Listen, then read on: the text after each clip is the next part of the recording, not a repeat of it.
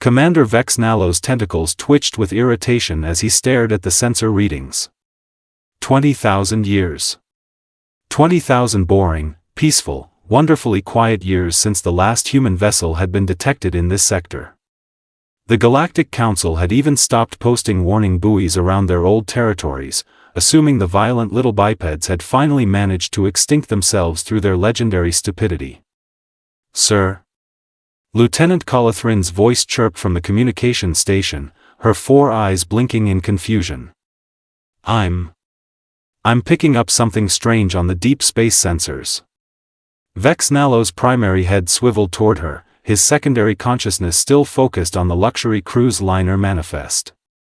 3 million Zentarian tourists aboard the stellar paradise, all eager to visit the historic human ruins on the former colony world of Terra Nova. Such a delightfully morbid tourism industry they'd built around humanity's extinct civilization. "Define strange, Lieutenant. Are we talking unusual asteroid composition, strange, or my sensor array needs recalibration, strange?" Colathrin's manipulator appendages danced across her console, double-checking the readings. "More like. There's a massive energy signature moving at impossible speeds directly toward our position, strange, sir." The cruise ship's bridge fell silent. Even the ambient hum of the life support system seemed to pause. Vex Nalo's confidence evaporated faster than water in a Martian atmosphere. "Impossible speeds," he repeated, his voice climbing several octaves. "Define impossible." 0.75 light speed, sir. "And accelerating." Every crew member on the bridge turned to stare at their commander. 0.75 light speed was theoretically achievable, sure, but only by the most advanced Zentarian warships, and only for short bursts. Certainly not by some random deep space debris. "Visual confirmation?" Vex Nalo asked, though he was already dreading the answer. The main viewscreen flickered to life, displaying the star-speckled void ahead of them. For a moment, nothing seemed unusual. Then, like a nightmare materializing from the darkness, it appeared. A ship. But calling it a ship was like calling a supernova a firecracker. The vessel stretched nearly 2 kilometers in length, its hull a patchwork of different metals and technologies that shouldn't have been able to coexist. Massive engines, easily 3 times larger than anything in the Zentarian fleet, glowed with an eerie blue-white light. Weapon ports lined its surface like the eyes of some ancient predator, and strange antennae jutted from its superstructure at impossible angles, but most disturbing of all was the symbol painted across its bow. Faded and scarred by countless battles, but still unmistakably recognizable, the flag of the long-extinct human coalition. "Oh, Void, take me," whispered Navigator Jen Kyle, her normally steady voice trembling. "That's a human ship." Vex Nalo felt his 3 hearts skip several beats in unison. "That's impossible. Humans have been extinct for 20 millennia. The Galactic Council confirmed it. We have certificates." "Then perhaps," suggested Chief Science Officer Dalmorvek with the kind of dry humor that made everyone want to stuff him into an airlock, "someone forgot to inform the humans." The ghost ship continued its approach, showing no signs of slowing. At this range, the cruise liner's sensors could pick up more details, and each new piece of information was more terrifying than the last. "Sir," Colathrin's voice had gone up another octave, "I'm detecting massive energy buildups across their weapon systems. Also, sir, there are life signs aboard that vessel." "How many?" Vex Nalo managed to croak. "Approximately 15,000, sir. 15,000 humans. 15,000 members of the most unpredictable, dangerous, and downright insane species the galaxy had ever produced. The species that had once declared war on the Zentarian Empire over a trade dispute involving coffee beans. The species that had weaponized their own music and used it as psychological warfare. The species that had somehow convinced 3 different alien races to surrender by sending them strongly worded letters. "Open a communication channel," Vex Nalo ordered, trying to project more confidence than he felt. "Let's see what they want." The view screen shifted to display the interior of the human ship's bridge. The sight that greeted them would have been comical if it weren't so absolutely terrifying that a human female sat in the captain's chair, her dark hair streaked with silver, wearing a uniform that had clearly seen better decades. Behind her stood what appeared to be her crew, a mix of humans in various states of repair and modification. Some sported cybernetic limbs, others had scars that suggested they'd survived encounters that should have been fatal, and one individual appeared to be at least 60% mechanical, but it was the captain's smile that truly sent chills down Vexnalo's spinal columns. It was the kind of smile that suggested she knew something he didn't, and that something was probably going to ruin his entire millennium. Well, the human captain drawled, her accent carrying hints of old Earth standard. Fancy meeting you here. I'm Captain Maya Reeves of the UCS Retribution. And you are? Vexnalo straightened his posture, trying to project authority despite the fact that his voice kept cracking. Commander Vexnalo of the cruise vessel Stellar Paradise. We were told your species was extinct. Captain Reeves' smile widened, showing far too many teeth. Extinct? Oh, my dear tentacled friend, we've been having the most marvelous vacation. 20,000 years of exploring the void, picking up new friends, learning new tricks. You wouldn't believe some of the interesting civilizations we've encountered out there in the dark. You've been gone for 20,000 years? Vexnalo's voice reached frequencies that made several crew members wince. Where exactly have you been? Oh, you know, Reeves said with a casual wave of her hand, here and there. The Andromeda Galaxy has some lovely neighborhoods once you get past all the homicidal AI swarms. Made some wonderful allies, picked up some fascinating new technologies. Speaking of which, she gestured to someone off-screen, and the view screen split to show a tactical display of the human ship. Vexnalo's blood ran cold as he realized what he was looking at. The ship wasn't just large. It was a mobile fortress. The weapons systems alone outclassed anything in the current Zentarian fleet by several orders of magnitude. And those strange modifications to the hull? They weren't random additions. They were technologies from dozens of different civilizations, all somehow integrated into a single, terrifyingly efficient war machine. You see, Captain Reeves continued conversationally, we humans have this funny habit. When someone tells us we can't do something, or that we're not welcome somewhere, or that we should just lie down and die quietly, well, we tend to take that as a personal challenge. But the records show. Vexnalo began weakly. The records show exactly what we wanted them to show, Reeves interrupted. Do you really think a species clever enough to turn coffee into a diplomatic incident would be dumb enough to advertise our survival? We've been watching, learning, preparing. And now, her smile turned predatory. Now we're back.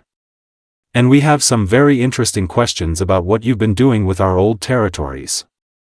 Particularly that charming little tourist operation you've got running on Terra Nova. The cruise ship's bridge erupted into panicked chatter. Terra Nova, humanity's former agricultural colony, had been turned into a theme park celebrating human, primitive culture. Complete with animatronic humans performing authentic, daily activities for the entertainment of alien tourists. That was legally purchased. Vexnalo protested. The Galactic Council sanctioned the conversion after your species was declared extinct. Legally purchased, Captain Reeves repeated thoughtfully. From whom, exactly? Because last I checked, Terra Nova belonged to the Human Coalition. And as the current ranking representative of said coalition. She leaned forward in her chair. I don't recall authorizing any sales. The implications hit Vexnalo like a freight hauler moving at light speed. If humanity wasn't extinct, then every transaction involving former human territory was potentially illegal. The economic ramifications alone would destabilize half the galaxy. This is a misunderstanding, he stammered. Surely we can work something out. Compensation, perhaps? The Zentarian Republic is always willing to negotiate. Oh, we'll negotiate, Reeves agreed cheerfully. But first, I think we should have a little chat with the Galactic Council. Face to face. I'm sure they'll be absolutely thrilled to see us again. The human ship's engines flared brighter, and the massive vessel began to change course. Toward the galactic core. Toward the Council's seat of power. Wait! Vexnalo called out desperately. You can't just show up after 20,000 years and demand, can't? Captain Reeves' expression shifted, and for a moment, Vexnalo caught a glimpse of something that made him remember why humans had once been feared across 3 spiral arms. Commander, I think you've forgotten something very important about my species. The communication channel went silent for a long, terrible moment. We don't much care for the word can't. The communication channel crackled back to life, and Captain Reeves' voice carried that same unsettling cheerfulness that made Vexnalo's skin crawl.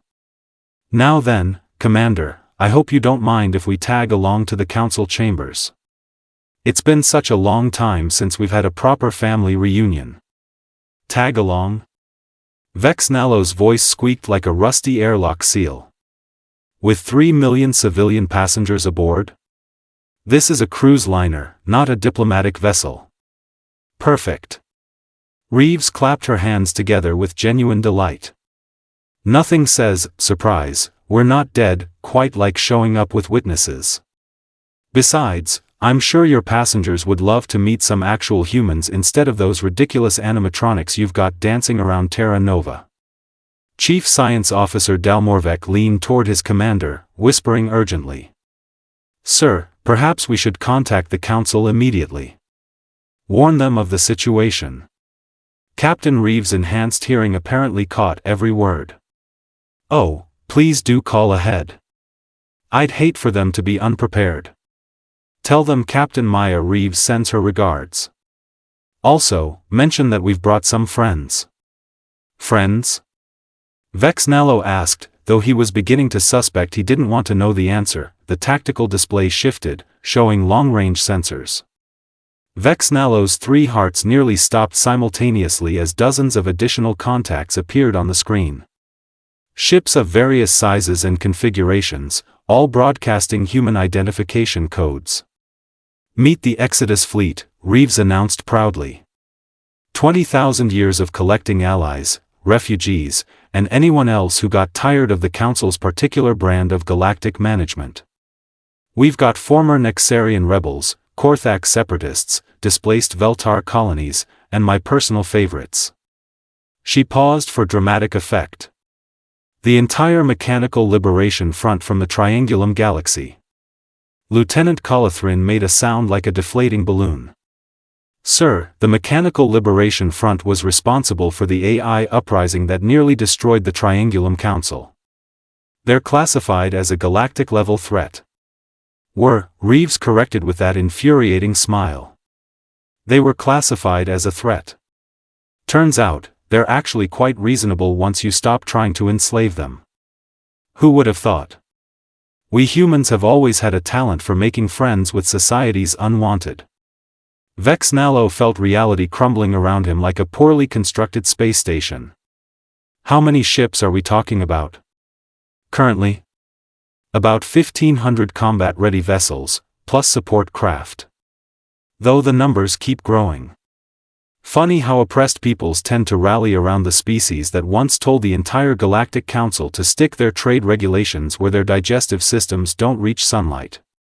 The cruise ship's navigation officer, a normally calm Zentarian named Felnaxis, began making high-pitched keening sounds. Commander, at current trajectory, we'll reach Council space in approximately 6 standard days. 6 days, Reeves mused. Perfect timing.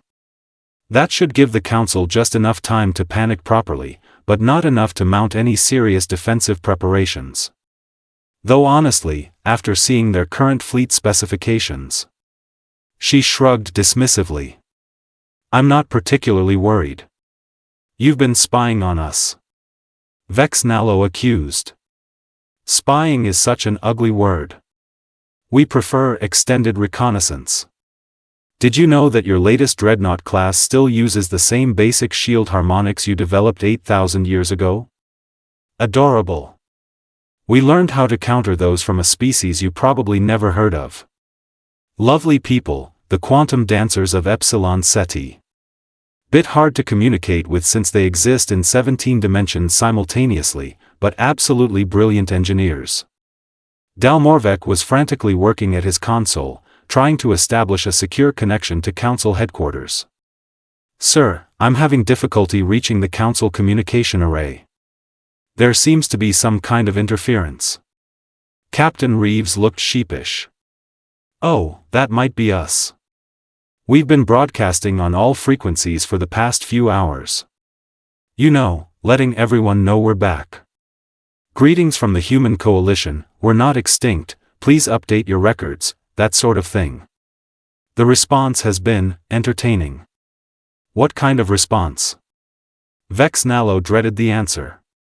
Well, the Regellian Trade Federation immediately offered us exclusive mining rights to 12 star systems. The Canis Republic dispatched their entire diplomatic corps to arrange a meeting. And the Vegan Empire. She laughed, a sound that somehow managed to be both musical and terrifying. The Vegan Empire surrendered. Surrendered to what? To us. Unconditionally. Apparently, they still remember the Great Coffee War of 2387. They've offered to become a human protectorate in exchange for us not turning their homeworld into a culturally authentic beverage production facility. Vex Nalo's head was spinning. The Great Coffee War had been a 3-month conflict that ended with humanity somehow convincing the Vegan Empire to adopt human agricultural techniques.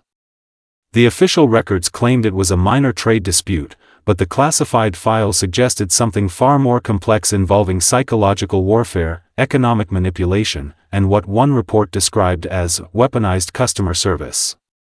This is insane, he muttered. You can't just reappear after 20 millennia and expect the Galactic Order to reorganize itself around your convenience. Can't we? Reeves tilted her head, and her expression shifted to something that reminded Vex Nalo why humans had once been considered the galaxy's apex predators. Commander, let me tell you a little story about human nature.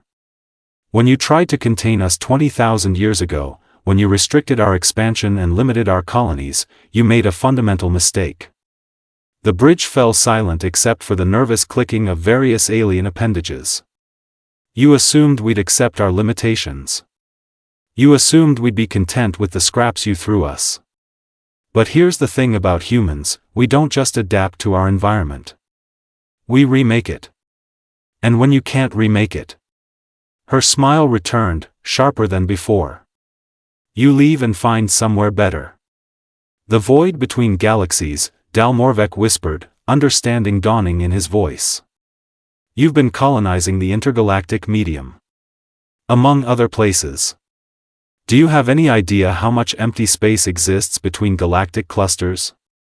How many resources are just floating around, unclaimed and unregulated? We've been busy, Commander. Very, very busy. Vex Nalo's emergency communication console finally established contact with Council headquarters. The face that appeared on screen belonged to High Counselor Zacmethius, whose expression suggested he'd just swallowed something particularly unpleasant. Commander Vex Nalo, report your status immediately. We're receiving impossible signals claiming to be from extinct human vessels. Not impossible, High Counselor, Vex Nalo replied weakly. And definitely not extinct. Captain Reeves leaned into view of the communication pickup, waving cheerfully. Hello, Zach. Remember me? Maya Reeves, former ambassador to the Galactic Council? We met just before you decided humans were too troublesome to exist in civilized space. The High Counselor's skin shifted through several colors that Vex Nalo had never seen before. This is not possible. The human species was confirmed extinct. We have documentation. You have documentation of us leaving, Reeves corrected. Which we did. Quite spectacularly, if I do say so myself. But extinct? That's a bit presumptuous, don't you think? What do you want? Zacmetheus asked, his voice barely controlled. Originally, we wanted to be left alone to explore the universe and make friends with interesting civilizations. But then we started hearing about these delightful tourist attractions built on our former colonies. Theme parks, Zack? Really? You turned our agricultural settlements into theme parks? Those were legally acquired territories after your species' documented extinction, the High Counselor protested. Legally acquired from whom? Reeves' voice dropped to a dangerous whisper. From the species you declared extinct? That's a fascinating legal precedent. I'm sure the Intergalactic Court of Justice would love to examine those contracts. Vexnalo watched as the most powerful being in the galaxy visibly deflated. The Intergalactic Court of Justice was notoriously strict about territorial rights, and if humanity had never actually ceded their claims, furthermore, Reeves continued, clearly enjoying herself, we've been reviewing the Council's expansion policies over the past 20,000 years. Quite impressive how much territory you've legally acquired from various extinct species. Amazing how many civilizations seem to go extinct right before valuable resource discoveries. Those are completely unrelated incidents. Zacmetheus sputtered. I'm sure they are. That's why we've brought along some friends who might disagree. Did I mention the Mechanical Liberation Front? They have very detailed records about their homeworld's accidental sterilization. And the Nexarian survivors have some fascinating stories about mining rights.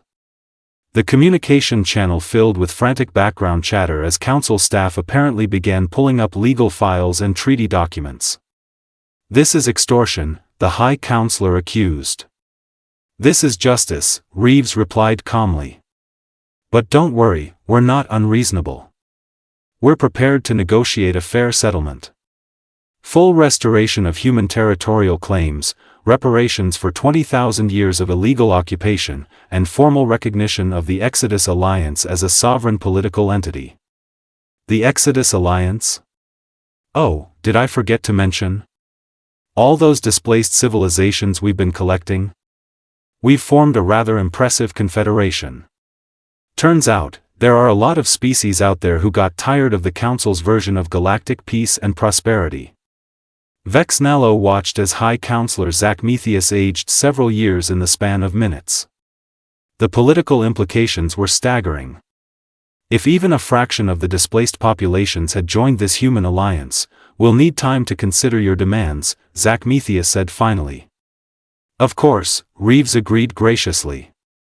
You have 6 days. That's when we arrive at Council space. Don't worry, we'll bring the entire fleet along. I'm sure it will be a lovely reunion. The communication ended, leaving Vexnalo's bridge in stunned silence. Well, Dalmorvek said eventually, this is going to be the most interesting diplomatic crisis in galactic history. Captain Reeves turned back to the cruise ship's crew, her expression returning to that unervingly cheerful demeanor. Don't look so worried, Commander. Think of it this way. Your passengers are about to witness the return of humanity to galactic politics. That's got to be worth at least a 5-star cruise review. As the stellar paradise continued toward Council space, escorted by the massive human fleet, Vexnalo couldn't help but think that the next few days were going to redefine the meaning of the phrase, interesting times. Behind them, the void between stars seemed a little less empty, a little less silent, humanity had returned, and the galaxy would never be the same.